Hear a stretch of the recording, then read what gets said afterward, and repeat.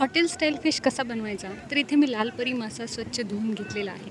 त्यानंतर त्याचं बॅटर तयार केलं. त्यासाठी फिश फ्राय मसाला, मॅगी मॅजिक मसाला, आलं लसणाची पेस्ट, लाल मिरची पावडर, थोडंसं मीठ, काळी मिरी पावडर हे सगळं छान असं मिक्स करून घेतलं. थोडंसं पाणी वतायचं आहे. बॅटर जास्त पातळ करायचं नाही आणि खूप जास्त घट्टही करायचं नाही. अशा पद्धतीने बॅटर तयार करून घेतलं. त्यानंतर पॅनमध्ये थोडंसं बटर लावून घेतलं. बटरचं प्रमाण थोडंसं जास्त ठेवायचं आहे. इथं बटरऐवजी तुम्ही तेलाचाही वापर करू शकता.